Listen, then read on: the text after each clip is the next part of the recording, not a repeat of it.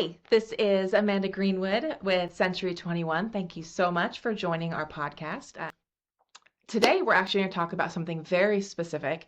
We're going to talk about docks at the Lake of the Ozarks. This is mainly geared towards buyers who are looking to purchase homes on the lakefront, whether or not there is a private dock.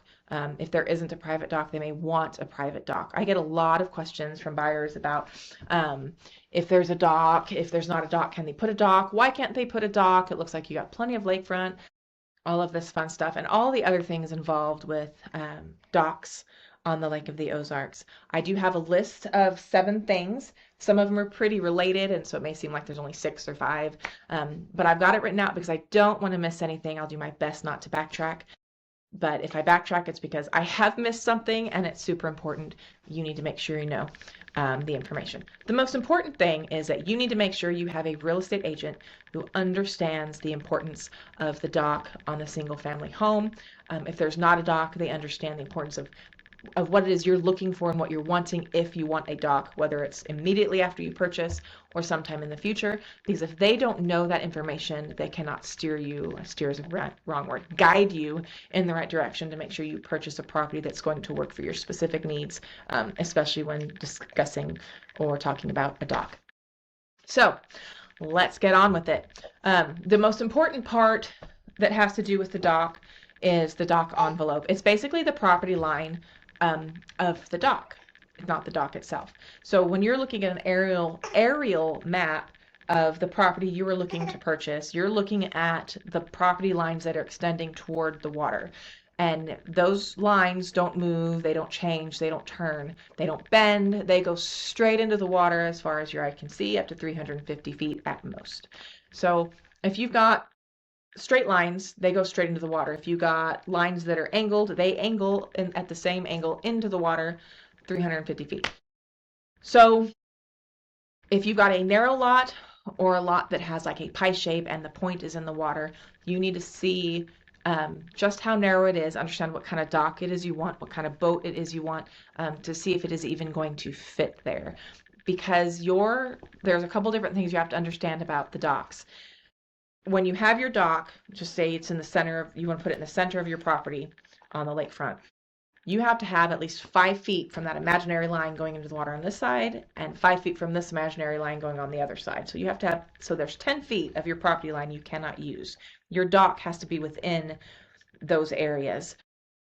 And then you can only go out so far. You can only take up to 1/3 of the cove width. So let's say if the cove, let's use easy numbers, from the high water mark to high water mark on the other side, if it's 90 feet, your dock can only extend a total of 30 feet out. If you have a much wider cove, you have 2 things you have to think of. It's 1/3 of the space up to and not to exceed 350 feet. Most residents and residential docks aren't going to go 350 feet into the water. That's probably more for like your marinas, your community docks, things of that nature. But it's very important that you pay attention to those property lines, because you're not going to be able to have a humongous dock if your property is doing this into the water. Another important thing that a lot of people don't understand about the Lake of the Ozarks, and though it doesn't necessarily involve the dock envelope, it does involve the dock, because at the Lake of the Ozarks, every year in the off season, late fall into winter, Ameren, who owns the lake and the dam, it's the electric company, they lower the water level to allow the dock owners and residents to fix things like on their seawalls and what have you. So every year they drop it approximately 6 feet. So at full pool in the middle of summer, Wednesday's here by the way, in the middle of summer is full pool. In the winter, they'll drop it 6 feet. So if you have 6 feet under your dock at full pool, you're not gonna have any water under your dock when they've let all the water out. This is what we call dry docking. This can happen even in the parts of the lake that are considered deep if you're in the back of a cove. Not always, but it's kind of usually the case. The way receding water works. So if water depth is important to you, you don't want to be dry docked or partially dry docked, or you don't even want shallow water under your dock. You can get shallow water lifts, by the way, but it depends on your boat as well. You need to make sure you know how much water is under that dock at full pool. So this is not your real estate agent, your buyer's agent's responsibility. This is not your seller agent's responsibility or even the seller's responsibility. They will all get you the information as best they can, but you're relying on other people, and you just need to make sure. So if I were you, I'd bring a tape measure that will go at minimum, the minimum amount you want under your dock. So that, or like a really long measuring stick, just to make sure that that water is going to be as deep as you want it to be. So that's the dock envelope part of the story. Super, super important if you want a dock, if you want to expand a current dock, any of that stuff. The next thing kind of has to do with the dock envelope. It's exceptions to the rules of the dock envelope. So my kids are going to be home pretty soon. They're going to be busting through the door, so I'm going to apologize right now for when it gets loud, okay? It will interrupt, but I will do my best not to have them distract you too awfully much. So there are some exceptions to the rules when it comes to the dock envelope. The first one, I'm going to give an example because it's kind of hard to explain otherwise. So let's say someone owns a piece of property that has 300 feet of lake frontage, and they build their house on part of that. So let's just say there's an imaginary line in the middle at 150 feet. They build on this 150 feet, and they leave the rest of the 150 feet for the deer. So they've built their house. They've gone to Ameren and a dock builder. They've gotten all the permitting. They've put their dock and everything's set and they're great. And then they decide, oh, you know what? I can make an extra, I don't know, $150,000, because you can, at minimum, selling this 150 feet of lakefront. You're probably going to get more than $150,000 for that in this current market. But anyway, I want to make some extra money. So they have it surveyed. They split it right in half. So they're selling this other piece of the parcel that's 150 feet. Their dock, now when you look at those property lines going into the water, half of their dock is sitting over the property line on the other property's envelope. And it's a big dock. Let's say 1.5 slips, a swim platform, whatever, is sitting on the other side. The person who buys this other parcel and builds a house, they can do nothing about it because it was already permitted and okayed through Ameren. This is one of those exceptions to the rules where you're allowed to go over the property line. If it had been split previously, before they put the dock on and done all the permitting, it would not have been allowed. But because it was done prior to the split, that property line going through the middle of their dock, there's nothing you as the homeowner or landowner on the new parcel can do about it. You're just going to have to adjust with what you have and do your best. So there's that. That's one exception. The other exception, and I've seen it, it doesn't happen very often, I've seen a couple of them, is that the two property owners have a written agreement that is filed with Ameren that this property owner is allowed to hang over this property owner's line in the water, their envelope. That happens every once in a while as well. If neither one of those instances has happened, and there is a dock hanging over the line of another property owner's envelope, the property owner who is being encroached upon in the water has every right to file a complaint against Ameren, and then the dock owner who's doing the encroaching will have to be forced to move their dock. So because it wasn't permitted correctly. So those are your exceptions to the dock envelope rules. So those are two of the 7 things that we're going to talk about today. The next two are pretty similar. So the first one is talking about just dock permitting in general. So you know your envelope, you know how far out you can go, all that stuff. You're going to find a dock builder. They're going to design a dock to your specifications. They're going to come measure. They're going to make sure everything's okay. They're going to communicate with Ameren. Drawings will be made, schematics, whatever, showing the lot lines, the parcel, aerials, all kinds of stuff. Making sure you're not too far out, making sure out into the cove or out into the mouth of the channel, that you're not too far over the envelope or too close to the envelope and all that stuff. And then you're going to pay, as of 2025, $450 to get a new dock. I do believe, like, if there's already a current dock there, that you're going to pay the same amount to have that dock altered if you want to alter it. You have to get a permit to alter it to make sure you're still within the bounds that Ameren sets. Why is Dolly sitting on the front porch? Hold on a second. Hey, I'm doing a video, boys, so shh, go do your chores. It's fine. Go do your chores. So that's the dock permitting for extensions, alterations. I have seen some docks that are like double decker docks. I do not believe those have to be permitted. I think it's only when you start eating up the area within your envelope that you have to get a permit, not necessarily going up. I don't know this for sure. Have your agent contact shoreline management. You can contact shoreline management. Every time I've had to contact them, oh, Wednesday has gotten a hold of the camera. Every time I have contacted them, they have been very responsive, both by phone and by email. So it's a good thing to know, depending on what you want to do, how big the envelope is.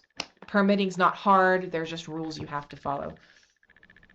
If you're purchasing a house and the dock is permitted, but there are additions to the dock that have not been permitted, then that's something that you need to know before closing, because when you go to permit, it is possible that Ameren can say, nope, you have to fix this, and then it's up to you to fix it, to pay for the fixing, and then permit it yourself. There's a lot of little intricacies involved with additions on docks, so just make sure it is permitted. You can call Ameren to make sure. They can double check with their aerials. It's not too hard. The extensions or additions to your docks are probably, I believe, still also $450 as of 2025. Let's make sure I don't have anything else. Oh, yes. These permits, so most people just worry about docks at the lake. There are also permits for the seawalls, for water breaks, especially if you live in a really busy cove or out on the main channel. You may want something that helps to break the water before it gets to your dock to try to protect your dock. There's also permitting for that. I've not had to deal with that, but I've seen them out there, so I know there are people who have got permits for those. I believe you even have to have a permit to put a water pump on your dock. So if you want to be able to clean fish on your dock or take a hose and spray your dock off and you want a water pump, even those little additions have to be permitted through Ameren. So just understand, you want to do anything in the water, Ameren has to be involved. So there's that one. Permitting. Okay, so if a dock isn't permitted or you want to change a permit, like if you purchase the home, everything's good and you want to purchase it, it's pretty simple to change the permit to your name from someone else's name.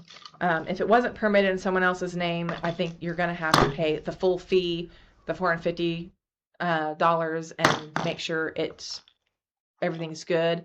If it's already been permitted and in the seller's name and you're just going to change it over to your name once you purchase the house, then you need two things depending on what area you're in. So if you're in an area that has a fire marshal, the fire marshal has to inspect the electrical and pass the electrical on the dock. If you're not in an area with fire marshal, this is not required. You just need the permit or permit number from the previous owner to have it transferred. And of course there's a fee, which in 2025 is $150, I believe. So if there's not a fire marshal, I would still make sure your buyer's agent writes up in the special agreements that the dock electrical is to pass a certified electrician's inspection to make sure that it passes code, because electricity and water don't necessarily mix, and you don't want to find out that there's a problem when you get into the water at your dock. You do not need this inspection to be able to transfer the permit over to your name. If there is a fire marshal, however, a designated fire marshal, you do have to have a dock electrical inspection by that fire marshal, and it has to pass in order to transfer that permit. So you need the fire marshal inspection and you need the permit number from the previous owner to transfer that into your name. So yeah, I mean, it's pretty simple. Just make sure both of those are in there, and that your agent protects you with that. The other part along with this is dock electrical. So dock electrical is important because it can become a huge expense that you become responsible for. For instance, if you don't do it and they require this, you go to change your permit or change the permit over and they say, oh, well, we need your dock inspection. Well, I don't have a dock inspection. Well, go get it inspected. So go get your dock inspected. You find out there's $20,000 worth of dock electrical work to be done because it's been years and years and years and years since anything's been done with it. You have to pay for that before you can change it into your name. And it's unfortunately, that is not the buyer's agent, listing agent, or seller's fault. Yes, you should have been protected by that, but if you're with someone who has no idea about that, I mean, I hate to say too bad, so sad, because it really sucks, but in the end, it is 100% your responsibility, even if you didn't know about it, which kind of stinks, but that is the case. So make sure you have an agent that knows about it. Make sure that it's done. I will also say, if the seller does not do what they're supposed to do and have it taken care of and passed before closing, I don't care how badly you want to get into this house. If I were you, to avoid any problems, I would extend closing until it passes the inspection, just to ensure that it does pass. Because if it doesn't, if the electrician that the seller used was one who doesn't honor his word, doesn't want to come back unless he charges you, then that's another whole can of worms. So if you can at all, make sure it is passed, you have the inspection, you're good to go. That's all I'm going to say about dock electrical.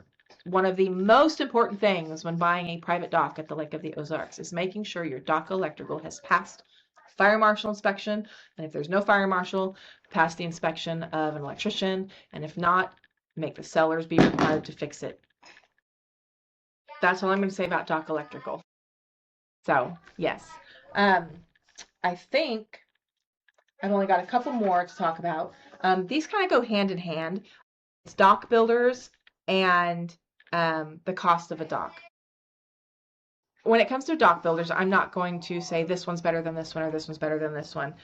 There are a lot of things you need to take into consideration with a dock builder. Meet with several. I don't know that there are any that are bad, but what I do want you to understand when you're talking with these dock builders, the best dock builder in the world, if you're buying on the 2-mile marker on the main channel, is not going to be able to build you a dock that will not need maintenance or replacement or fixing once a season, once every other season. I would be shocked. They might be able to. It might be every 5 years. I don't know. But at some point, you're going to have them back out there to fix it. And it should not be a warranty thing. It should be, I understand I am purchasing in an area with very rough water during certain parts of the year, especially shootout day or 4th of July, Memorial Day, certain weekends in the summer. Your water is going to get really rough. So you need to ensure, oh, hold on. Oh, Miss Wednesday bumped her little head. Wednesday, you want to say hello? Say hello. When's the best day to buy a house? It's Wednesday. Yeah. So please don't blame your dock builder. So what a dock builder is good for is to tell you what the best products are depending on which area you're living in, whether it's the main channel in a cove, or even the main channel way out in mile marker BFE, mile marker 50. You probably aren't going to have to worry about rough water in that area, just to say, just to let you know. But they'll tell you, because I mean, you've got all different kinds of products. None of them are going to make it last forever in certain parts of the lake. You, as the buyer, are hopefully responsible enough to understand that and aren't going to try to get some dock work done for free, thinking that it should have lasted forever or even 10 years, because that's not going to happen on the main channel. I don't care what you do. So that's it with the dock builders. Just take responsibility for where you choose to live. A good real estate agent is going to tell you, hey, this is really, really, really rough water here. So expect repairs. That includes for your lifts. You need to be checking your lifts. You need to be checking your dock. Say, Wednesday, let us finish. We're almost done. Yeah. So then we're going to talk about the cost of docks. You are not going to be able to Google, what's the cost of a dock at the Lake of the Ozarks? Because it could be anything. I don't know what the minimum cost could be. Go talk to your dock builder. Say, hey, do you have a minimum? Like, what kind of dock is, can I get for the lowest price ever? They might be able to tell you. Your cost is going to depend on size, how many extras you put on it, what you make it of. For instance, your the dock floor. Is it concrete? Is it Trex? Is it wood? Are you going to want that wood to be stained or painted to keep it from rotting, which I would highly suggest. So, are you going to have 2 slips, 3 slips, and a jet ski slip? Are you going to have stairs and a slide? Are you going to have an extra swim dock or sun dock? Are you going to put a little kitchen in there or a storage area? So, are you going to make it a double-decker dock? Wednesday's getting cranky and she's not going to let me finish this, I don't think. There's no one answer or one price. I'm going to say and I could be wrong on this, I'm going to say you're probably not going to get away with having a dock for less than $50,000.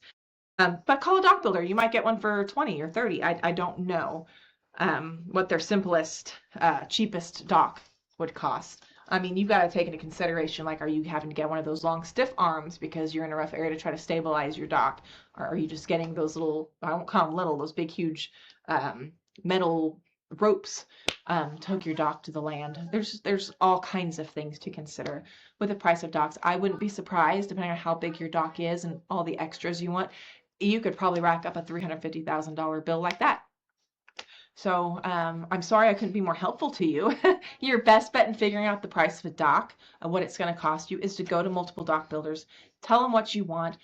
Please either know already what your envelope will allow. If you don't, let them go out and look at the envelope and then sit down and discuss the design, what you want it made of, and then you'll know what dock is going to cost you. There's really no way to know. The fancier it is, the more expensive it's going to be, is all I got to say, which is the case with most things. So, are you ready? Is she ready? She's going to tell you. So, this is quite a bit of information about docks in the Lake of the Ozarks. I think I covered everything. If you have any questions, feel free to ask me. Make sure you have good representation as a buyer when it comes to purchasing a lakefront property, especially if you want to have a dock. If there's not currently a dock and you think you would ever want to have a dock at some point, make sure your agent knows that at some point you'd like to have a dock and what kind of dock you're thinking, what kind of boat you want to put in it, because they can probably tell you based on the lot lines and the dock envelope if what you're wanting is realistic or available to you to have done. So protect yourself, get a good buyer's agent. They're going to be your biggest help at the Lake of the Ozarks. And then Wednesday, whether it's me or another agent here at the lake, all I have to say is don't settle for average. Thanks, and we'll see you next time. Bye.